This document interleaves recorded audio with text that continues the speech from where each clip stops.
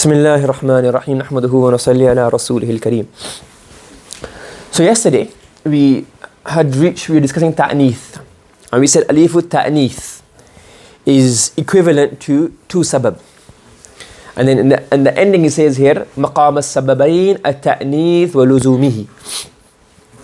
That why is it equivalent to two sabab is because there's ta'neeth and luzumihi.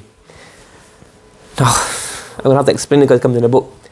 But if you don't understand it, I'll give it one go. If you don't understand it, it doesn't matter. If you don't remember it, it doesn't matter. This is an excess for a beginner's book.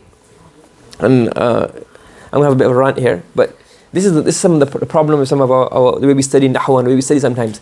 That we spend too much time in unimportant issues, or some of the books just have unimportant things. And the more important things are not covered. Like a person study Nahw and spend hours on this trying to figure out what does this mean and why is it, and yet the basics, which are basics, are not covered. So, for example, like many people know what i'rab mahalli is. Does it come in Hidayatun Nahw? Does it come in the books that we may have studied madrasa? So we spent a long time discussing sumya ismun li sumuwi ala qasimaihi, which is very irrelevant. But then other stuff we don't know. We're discussing like this, but then like I was talking to somebody, said, he was doing revision with his nephew. I'm not trying to say the bad, I'm just trying to draw people's attention to we need to focus, have a better structure in teaching Nahw. We spend so much time in madrasas and Darul Ulooms in Nahw, like a year and two, and at the end of it, it's like, yeah, we covered the book, and you may know the book, but have you covered the science properly? And if you just spend even less time, you study better books, or you study the books in a more productive way, you get a lot. So you're saying like the i'rab of idha. So he was like, so he's an old gentleman. And he's doing revision with his nephew, who's a alim, and he's a very, very clever person. So he said idha is mudaf, and he said, what? Idha is mudaf?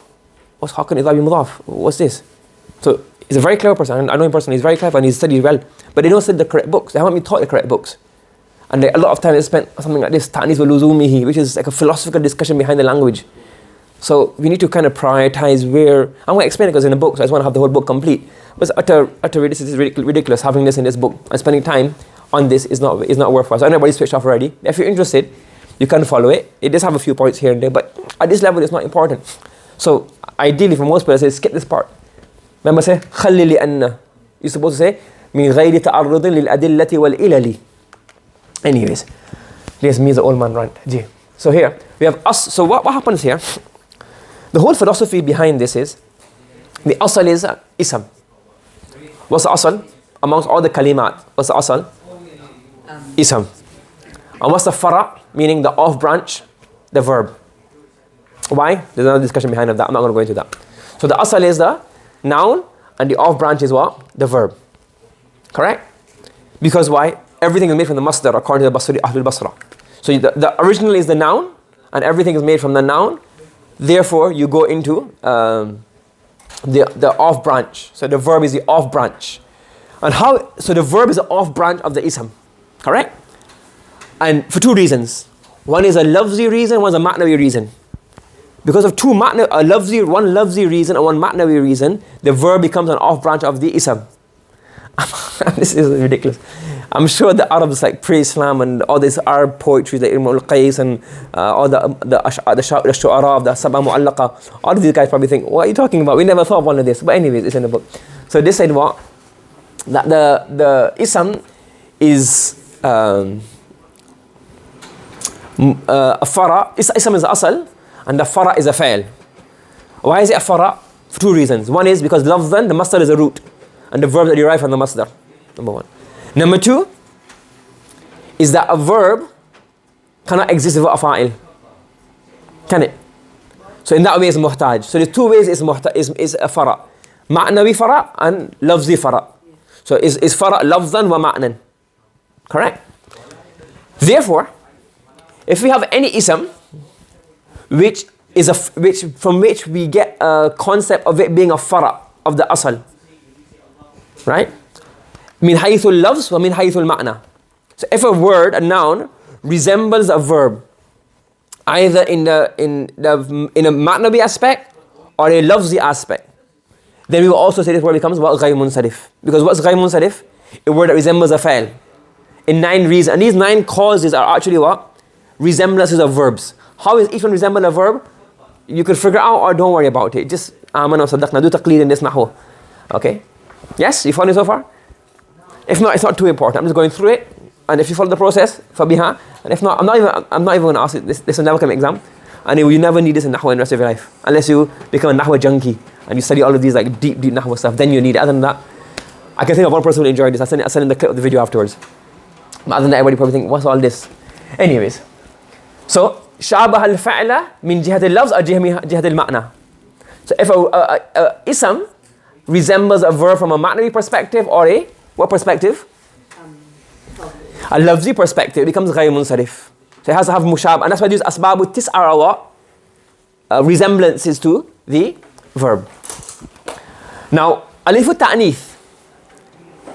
When a word has alifu ta'nith, mu'annath is a fara of what? What's the asal? Oh no, we may not agree with this, I'm not happy with this, but asal is what? Is a mudhakkar. Correct? The asal is a mudhakkar. And the mu'annath is the fara of the mudhakkar. So again, you have the fara element, don't you? So the asal and the fara. Ism is the asal, verb is the fara. So now, this ism, the mu'annath ism, resembles a verb in being what? A fara. Correct? So that's min jihat al-ma'na. So ta'nith also means a ta'nith.